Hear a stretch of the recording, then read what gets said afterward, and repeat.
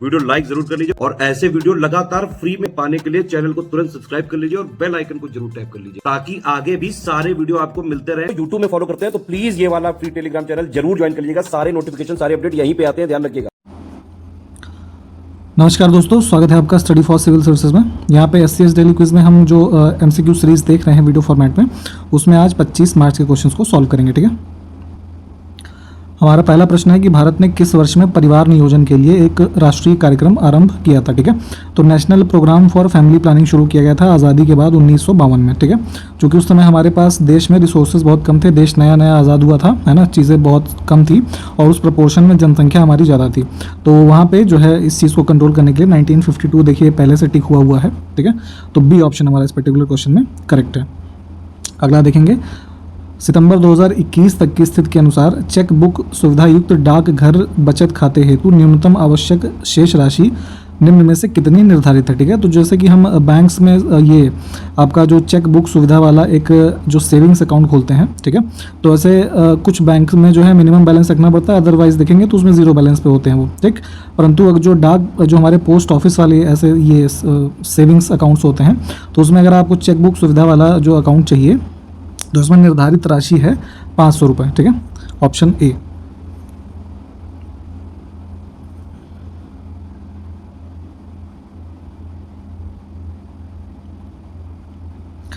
अगला देखिए, नए मानदंडों के अनुसार कोई उद्यम जिसका संयंत्र और मशीनरी या उपकरण में निवेश 1 करोड़ रुपए से अधिक नहीं है और उसका जो टर्नओवर है यानी कि वार्षिक जो लेन देन टोटल है वो कितने रुपए से अधिक नहीं है, तो उसे एक सूक्ष्म उद्यम यानी कि माइक्रो एंटरप्राइज के रूप में वर्गीकृत किया जाएगा। ठीक है, तो हमारी जो है वर्ष 2020 में जब ये कोविड का फर्स्ट लॉकडाउन चल रहा था तो वहाँ पे एमएसएमईज जो हमारे एंटरप्राइजेज होते हैं, माइक्रो स्मॉल और मीडियम, तो उनकी नई परिभाषा दी गई कि किस उद्यम को किस कैटेगरी में रखा जाएगा। तो हमसे माइक्रो एंटरप्राइज के बारे में यहाँ पूछा जा रहा है। तो क्या है माइक्रो के लिए कि कोई भी उद्यम जिनका संयंत्र या मशीनरी में 1 करोड़ रुपए से अधिक जो है इन्वेस्टमेंट नहीं है और उनका वार्षिक टर्नओवर 5 करोड़ रुपए से ज़्यादा का नहीं है, तो उसको माइक्रो के कंडीशन में हमको रखा जाएगा। तो यहाँ पे ए ऑप्शन को चुन लेंगे हम। अगला देखिए, किस संत के पवित्र अवशेष गोवा के बेसिलिका ऑफ बोम जीसस में रखे हुए हैं। ठीक है, तो गोवा में एक स्थल है ना, यहाँ पे जो है फ्रांसिस जेवियर इनके जो है अवशेष रखे हैं। क्या कोई ये बता सकता है कि ये जो संत रहे फ्रांसिस जेवियर, ये भारत में किस घटना से संबंधित रहे या किस चीज़ की वजह से इतने प्रचलित हुए।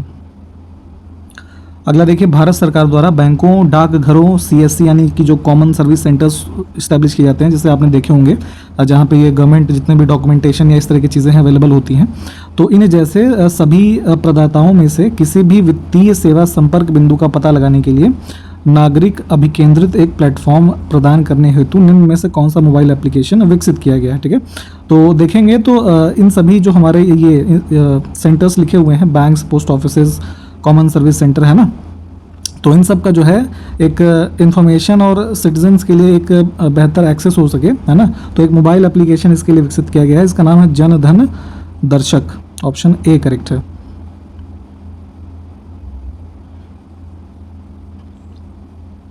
ठीक, अगला देखिए, इनमें से कौन सा सिक्किम में नेपाली समुदाय का एक सामूहिक नृत्य है। ठीक है, तो स्टेट ऑफ सिक्किम है तो वहाँ पे कुछ नेपालीज कम्युनिटीज़ हैं, है ना, तो उनका एक कलेक्टिव डांस फॉर्म है जिसको कि हम ये मरूनी नाम से जानते हैं। ठीक है, तो इसको ध्यान दीजिएगा, नेपाली कम्युनिटी से संबंधित है। अगला देखिए, जैन संस्थाओं को दान की गई भूमि का चोल शिलालेखों में किसके रूप में वर्णन किया गया है। ठीक है, तो जो भी जो लैंड होता था, है ना, भूखंड मान लीजिए कोई है, तो जो जैन इंस्टीट्यूशंस होते थे, है ना, जैन संस्था कोई है जैन धर्म से संबंधित, तो उनको जो दान दिया गया, तो चोल डायनेस्टी के जो शिलालेख पाए गए हैं तो उनमें उनका उल्लेख पाली छन्नम के नाम से किया गया है। ठीक है, सी ऑप्शन। अगला देखेंगे कि सॉलिड्स यानी कि ठोस जो होते हैं उनके बारे में निम्न में से कौन सा कथन गलत है। तो इसमें ऑप्शन ए ही हमारा गलत है। इसमें लिखा है कि किसी ठोस को गर्म किए जाने पर उसके कणों की तापीय ऊर्जा कम हो जाती है, कम नहीं होती है, उसमें तापीय ऊर्जा यानी कि जो थर्मल एनर्जी होती है अब वो इंक्रीज हो जाती है। ठीक है, जिससे कि वो लिक्विड में कन्वर्ट होता है। तो बाकी के सब 3 कथन हमारे ठीक हैं, ए ऑप्शन को हम यहाँ से चुनेंगे।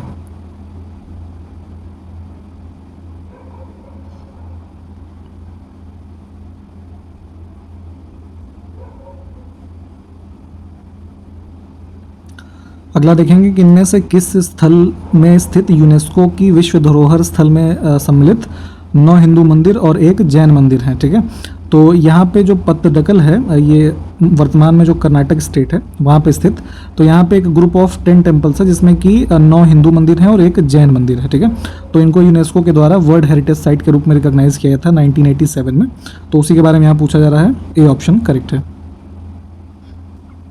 अगला देखिए, पंजीकरण अधिनियम 1908 के अंतर्गत निम्न में से किसे अचल संपत्ति के रूप में वर्गीकृत किया गया है। ठीक है, तो रजिस्ट्रेशन एक्ट 1908 का है, तो उसके अंतर्गत देखेंगे तो इमूवेबल प्रॉपर्टी हमारी क्या होती है, बिल्डिंग होगी, है ना, क्योंकि भाई कोई भवन होगा तो उसको आप मूव थोड़ी करा सकते हैं, है ना, बाकी की चीज़ें तो जो है मूवेबल हैं। ठीक, तो बी ऑप्शन को चुन लेंगे। अगला देखें, निम्न में से कौन सा शरीर का अंग जो है वो श्वसन प्रणाली का हिस्सा नहीं है। रेस्पिरेटरी सिस्टम जो हमारा है, तो देखेंगे तो उसमें कॉलन जो है ये हमारा रेस्पिरेटरी का नहीं है, जो हमारा डाइजेस्टिव सिस्टम होता है, जो हमारी ये क्या कहते हैं लार्ज इंटेस्टाइन होती है, उसी को जो है कॉलन के रूप में भी रेफर किया जाता है। अगला देखिए, बनावली इनमें से किस राज्य में स्थित एक पुरातात्विक स्थल है। ठीक है, तो यहाँ पे जो है हड़प्पा कालीन स्थल जो बनावली है ये वर्तमान जो हरियाणा है यहाँ पे स्थित है। ठीक, ऑप्शन ए जो है। अब यहाँ पे हमारे पास कुछ कथन है, इनमें से बताना है कौन सा सही है। ठीक है, तो इसमें ऑप्शन ए हमारा करेक्ट हो जाएगा। विद्युत धारा का एसआई मात्रक एम्पियर होता है। ठीक है, एसआई यूनिट्स भी आपसे लगातार पूछा जाता रहा एग्जाम में, तो इसको प्लीज़ एक बार सारी लिस्ट देख लीजिएगा। यहाँ पे बाकी जो 3 है ना, इनमें से इनके क्या क्या एसआई यूनिट होती हैं इसको जरा कमेंट करके बताइएगा। तो निम्न में से कौन सा विटामिन जल में घुलनशील है। तो देखिए 2 तरह के विटामिन होते हैं, एक वाटर सॉल्युबल होते हैं, एक फैट सॉल्युबल होते हैं। ठीक है, तो वाटर सॉल्युबल में हमारे पास विटामिन बी और सी आते हैं। ठीक है, और उसके अलावा जितने भी विटामिन है वो फैट सॉल्युबल में है। ठीक है, तो इसमें से बी है नहीं, यहाँ पे हमारे पास सी ऑप्शन है। ठीक है, विटामिन सी, ए को चुन लेंगे। अगला है 2012 से 17 तक भारत के राष्ट्रपति इनमें से कौन थे। ठीक है, तो वर्तमान में जो हैं वो 2017 जुलाई से 26 जुलाई 2017 से कार्यकाल होता है। ठीक, तो ये हमारे लगातार बने हुए रामनाथ कोविंद जी। ठीक है, इनसे पहले जो थे आपके प्रणब मुखर्जी, इनका वर्ष 2020 में जो है कोरोना से डेथ भी हो गया था, इसको भी ध्यान रखिएगा। उससे पहले प्रतिभा पाटिल जी थी, है ना, फिर एपीजे अब्दुल कलाम उससे पहले थे। तो ऐसे ये सीरीज जो है पूरी लिस्ट आपको पता होनी चाहिए। इनमें से देखिए भारत का पहला हॉकी संघ निम्न में से कौन सा है। ठीक है, तो हॉकी के अलग अलग फेडरेशन जैसे समय समय पे बने, तो फर्स्ट हॉकी फेडरेशन इंडिया में बना जो है 1885 के आसपास, बंगाल हॉकी एसोसिएशन। ठीक है, कलकत्ता के अंतर्गत, ऑप्शन बी हमारा करेक्ट होगा। अगला है कि माजुली नदी द्वीप निम्न में से किस नदी में स्थित है। ठीक है, तो असम राज्य में आप देखेंगे नॉर्थ ईस्ट में, तो एक जो है रिवराइन आइलैंड है ये, है ना, जो कि ब्रह्मपुत्र नदी में सिचुएटेड है, माजुली नदी द्वीप, ऑप्शन सी। अगला देखिए, मौलिक कर्तव्यों के बारे में संस्तुति के लिए कांग्रेस पार्टी ने 1976 में कौन सी समिति की जो है गठन किया था या गठित की थी। ठीक, तो जो फंडामेंटल राइट्स आप देखते हैं कॉन्स्टिट्यूशन के भाग 4A में, है ना, जो आर्टिकल 51A है। ठीक है, तो इसकी रिकमेंडेशन की गई थी सरदार स्वर्ण सिंह कमेटी के द्वारा, और इसी कमेटी को 1976 में कांग्रेस पार्टी के द्वारा गठित किया गया था। अगला देखिए, निम्न में से कौन सी पुस्तक अरबी भाषा में लिखी गई है। ठीक है, तो अरबिक लैंग्वेज में हम देखेंगे तो किताब उल हिंद जो है इसको लिखा गया है। ठीक है, इसको लिखा किसने था, तो अल बरूनी ने लिखा था। ठीक है, और अल बरूनी ही जो है ऐसे समझ लीजिए कि पहला मुस्लिम विद्वान था जिसने कि भारत के अंतर्गत ब्राह्मणवादी परंपरा और इन सब चीज़ों का अध्ययन करने वाला पहला मुसलमान ये बना। ठीक है, और जो किताबुल हिंद थी इसमें क्या लिखा था कि अरबी लैंग्वेज में इसको जो लिखा गया था, जिसमें भारतीय उस समय के जो है साइंस की जो चीज़ें थी, हिंदू धार्मिक मान्यताएं, रीति रिवाज, है ना, सामाजिक जितने भी चीज़ें थी, इन सब चीज़ों के बारे में इसने इसमें लिखा है। अगला देखिए, स्वतंत्र भारत का प्रथम बजट निम्न में से किस वर्ष में प्रस्तुत किया गया था। ठीक है, तो इंडिया को जब आज़ादी मिली तो 26 नवंबर 1947, है ना, ये डेट याद रख लीजिएगा, इंपॉर्टेंट है। तो 1947 में जो है भारत का पहला ये इंडिपेंडेंट बजट प्रस्तुत किया था किसने, R.K. षणमुखम चेट्टी, है ना, ये उस समय के हमारे भारत के पहले फाइनेंस मिनिस्टर थे। तो इन्होंने जो है ये पहला बजट प्रस्तुत किया था, और देखेंगे तो ये जो है आपका 1947 से 49 तक भारत के जो है उस समय के फाइनेंस मिनिस्टर रहे थे। अगला देखिए, निम्न में से किस भवन की डिज़ाइन FW स्टीवेंस द्वारा तैयार की गई थी, ठीक है। तो ये नाम ध्यान दे लीजिएगा, ये इंपॉर्टेंट है। FW स्टीवेंस के द्वारा जो मुंबई के अंतर्गत Chhatrapati Shivaji terminus railway station है, इसकी जो है डिज़ाइनिंग इन्होंने की थी। तो इसको एक बार सर्च करके देख लीजिएगा, काफ़ी इंटरेस्टिंग जो है ये डिज़ाइन है। ऑप्शन बी हमारा करेक्ट है। निम्नलिखित में से कौन सी गर्त यानी कि समुद्री खाई हिंद महासागर में अवस्थित है, ठीक है। इंडियन ओशन की अगर हम बात करें तो जैसे माउंटेन्स आप देखते हैं ना कि सबसे हाईएस्ट माउंटेनियस पीक कौन सी है, तो उसी प्रकार गर्त भी हैं हमारे पृथ्वी में कुछ कुछ, ठीक है। जैसे कि आप ये मैरियाना ट्रेंच के बारे में पढ़ते हैं, ठीक है। तो उसी तरीके देखेंगे तो इंडियन ओशन में जो है हमारा सुंडा ट्रेंच है ना, सुंडा गर्त। ऑप्शन ए जो है ये करेक्ट होगा। अगला देखिए, अगस्त 2021 तक प्राप्त जानकारी के अनुसार निम्न में से कौन सा शहर यूनेस्को का जो है विश्व विरासत स्थल है, ठीक है। तो यूनेस्को जो है अलग अलग कैटेगरी में मॉन्यूमेंट्स और सिटीज़ को रिकॉग्नाइज करता है। तो यहाँ पे देखेंगे तो वर्ल्ड हेरिटेज सिटी जो है रिकॉग्नाइज किया गया था जयपुर को, ठीक है, 2019 में, ठीक है। और इससे पहले अहमदाबाद को किया गया था, इसको भी ध्यान रख सकते हैं, ठीक है। तो यहाँ पे ऑप्शन डी जो है इसको चुनेंगे हम, ठीक। जयपुर के बारे में आप जानते होंगे कि राजस्थान में स्थित है, ठीक है। और इसकी स्थापना किसने की थी, सवाई जो जय सिंह द्वितीय थे उन्होंने की थी 1727 AD में, ठीक है। और देखेंगे तो जो आपका जो वर्तमान राजस्थान स्टेट है उसकी कैपिटल भी यही है, ठीक है। तो ये सब फैक्ट्स ध्यान रखिएगा। निम्न में से किस बैंक का इंडियन बैंक में विलय किया गया था, ठीक है। तो यहाँ पे वर्ष 2019 में जो है कुछ बैंकों का जो है आपस में विलय कर दिया गया था, मर्जर कर दिया गया था, ठीक है। तो उसी क्रम में देखेंगे तो जो इंडियन बैंक है इसमें विलय किया गया था इलाहाबाद बैंक का। Option C. अगला देखिए, कश्मीर में चतुर्थ बौद्ध परिषद का आयोजन निम्न में से किसके द्वारा किया गया था, ठीक है। तो फोर्थ मतलब 4 कुल मिला के बुद्धिस्ट काउंसिल्स हुई थी, तो सबसे अंतिम वाली कहाँ पे हुई थी, कश्मीर में। और किसके शासनकाल में देखें तो कनिष्क के, ठीक है। ऑप्शन सी जो है ये करेक्ट हो जाएगा। और यहाँ पे टाइम पीरियड की बात करें तो 72 AD में इसको जो है ऑर्गेनाइज किया गया था। और इसमें जो है आपका ऐसे समझिए कि जो प्रिसाइड किया था इसको तो वसुमित्र और अश्वघोष ने इसको प्रिसाइड किया था। और हीनयान और महायान का जो 2 सेक्ट होता है बुद्धिज्म में वो इसी काउंसिल से होता है, ठीक है। तो ऑप्शन सी को ध्यान रखिएगा। सत्यार्थ प्रकाश पुस्तक इनमें से किसके द्वारा लिखी गई है, ठीक है। तो ये पुस्तक है स्वामी दयानंद सरस्वती जी की। ऑप्शन ए करेक्ट है। अगला है, राजा रुद्र दामन जो है किस वंश से संबंधित है, ठीक है। तो ये संबंधित है हमारे ये शक वंश से, ठीक है। Option D.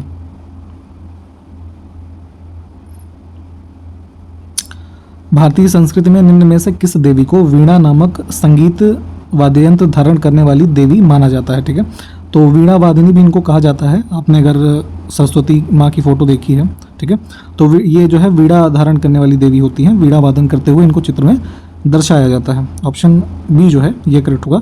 एक क्वेश्चन यहाँ पे ये बताइएगा जरा कि कौन सा मुगल शासक था जो वीणा बजाने में जो है उसको काफ़ी नॉलेज थी या वीणा बजाने के लिए जाना जाता है। इनमें से कौन सा एक गैर संचारी रोग है, ठीक है, नॉन कम्युनिकेबल डिजीज़, ठीक।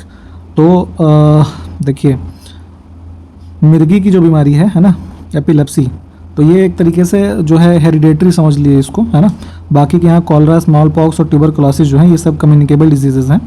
एपिलेप्सी जो है ये हमारा नॉन कम्युनिकेबल है। अगला देखिए, तेलंगाना राज्य का गठन आंध्र प्रदेश पुनर्गठन अधिनियम किस वर्ष में आया था, ये पूछा जा रहा है, इसके अंतर्गत किया गया है, ठीक है। तो जो आंध्र प्रदेश स्टेट था हमारा उससे ही तेलंगाना स्टेट को बनाया गया था, ठीक है। तो ये भारत का 29वां राज्य बना था। तो हमारा आंध्र प्रदेश रीऑर्गेनाइजेशन एक्ट 2014, ठीक है, इसके द्वारा हमारा तेलंगाना स्टेट को जो है बनाया गया था। निम्नलिखित में से कौन सा महाकाव्य तमिल कवि इलंगो अदिगल द्वारा लिखा गया है, ठीक है। तो जो विजयनगर एम्पायर के टाइम पीरियड में देखेंगे तो कृष्णदेव राय के अंतर्गत जो उनका टाइम पीरियड रहा तो वहाँ पे जो है अष्टदिग्गज हुआ करते थे, जो तमिल पोइट्स होते थे, है ना। और उसी दौरान जो तेलुगु साहित्य है इन सब का जो है मतलब चरमोत्कर्ष रहा, ठीक है। तो उसी क्रम में देखेंगे तो जो इसमें से शिल्पाधिकारम है ये इलंगो के द्वारा लिखा गया था, ठीक है। ए ऑप्शन करेक्ट है। निम्नलिखित में से कौन सा पर्वत शिखर पूर्वी घाट में स्थित है, ठीक है। तो पेनिनसुलर इंडिया की बात करेंगे तो ये वेस्टर्न घाट है हमारा, इधर का ईस्टर्न घाट है, ठीक। तो इसमें महेंद्रगिरी जो है ये हमारा आपका ईस्टर्न घाट का पार्ट है, ठीक।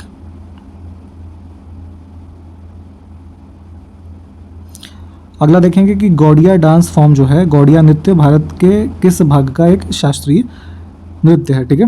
तो हमारा जो ये ईस्टर्न कोस्ट है ना भारत में, तो इधर के राज्यों में ये प्रचलित है गौड़िया नृत्य। किनके द्वारा ये किया जाता है, जरा कमेंट करके बताइए। मौर्य साम्राज्य के पूर्वी भारतीय प्रांत की राजधानी इनमें से किस स्थल पे थी, ठीक है। तो ईस्ट इंडियन प्रोविंस जो था मौर्यन एम्पायर का, उसकी कैपिटल थी तोसली में, ठीक है, ऑप्शन बी।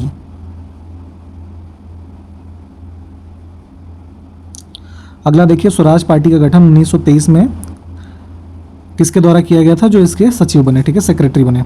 तो यहाँ पे सीआर दास और मोतीलाल नेहरू, ठीक है, इनके द्वारा स्वराज पार्टी का गठन किया जाता है। तो ऑप्शन ए हमको सही मिल रहा है इसमें, इसको चुन के आगे बढ़ेंगे। उज्जैन शहर को पहले किस नाम से जाना जाता था, ठीक है। तो वर्तमान में जो आप उज्जैन शहर देखते हैं, इसको पहले अवंतिका कहा जाता था, ठीक, ऑप्शन ए। अगला देखेंगे कि आरंभ में रिजर्व बैंक का केंद्रीय कार्यालय कहाँ स्थापित था, लेकिन 1937 में स्थायी रूप से मुंबई, जो वर्तमान का मुंबई है, वहाँ पे स्थापित कर दिया गया है, स्थानांतरित कर दिया गया है। तो इसको कम से कम 10 बार मैंने आपको बताया है, ठीक है, इसी क्विज जब से हम ये देख रहे हैं कि आरबीआई एक्ट 1934 के द्वारा आरबीआई को सेटअप किया गया, 1935 में अस्तित्व में आया 1 अप्रैल से, ठीक। फिर इसको इस्टेब्लिश किया गया था शुरू में कहाँ पे, कलकत्ता में। 1937 में इसको मुंबई में शिफ्ट कर दिया गया और 1949 में इसको नेशनलाइज कर दिया गया, ठीक है। तो ये सब फैक्ट आपको एकदम रटे होने चाहिए।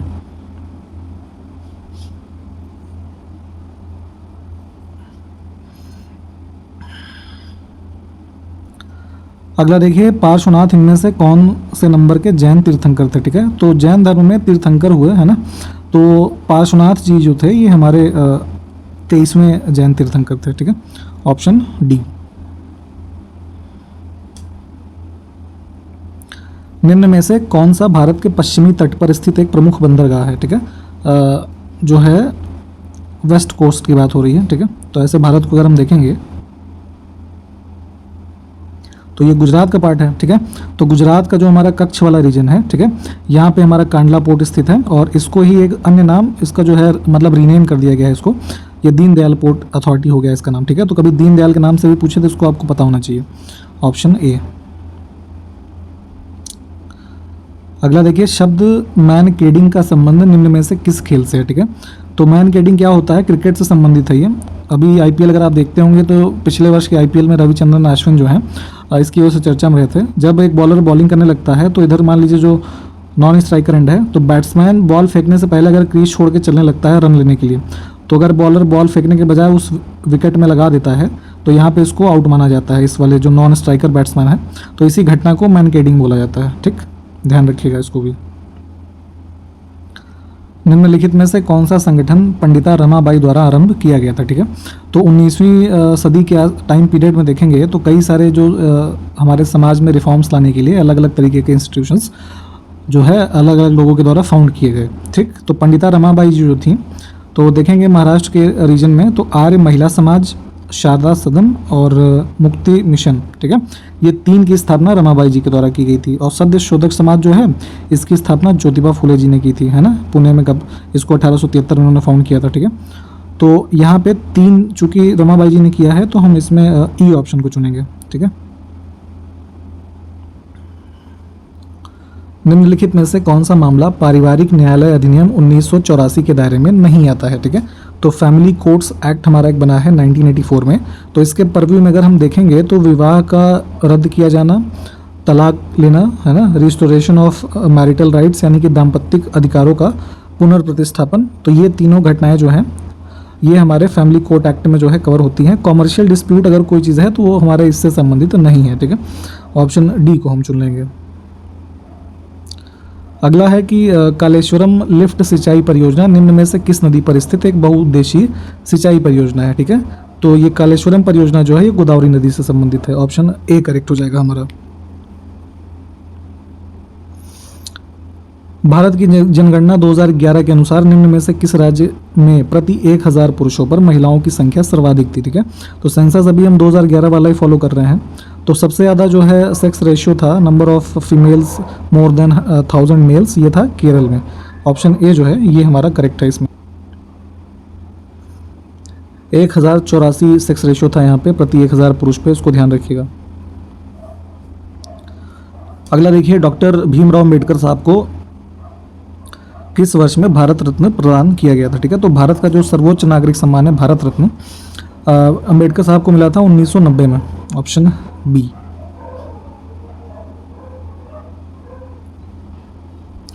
अगला देखिए, भारत के संविधान के किस अनुच्छेद द्वारा भारतीय संसद के दोनों सदनों और उनके सदस्यों और समितियों की शक्तियों, विशेषाधिकारों और प्रतिरक्षाओं को स्पष्ट किया गया है? ठीक है, तो यहाँ पे जो दोनों हाउसेज ऑफ पार्लियामेंट है, यानी कि लोकसभा और राज्यसभा, उनके जितने भी सदस्य हैं और जितनी जो कमेटीज़ होती हैं, तो उनकी शक्तियाँ, विशेषाधिकार और प्रतिरक्षा, उनकी जो इम्यूनिटीज़ हैं, ये सब के बारे में मेंशन है आर्टिकल 105 में, है ना, ऑप्शन बी।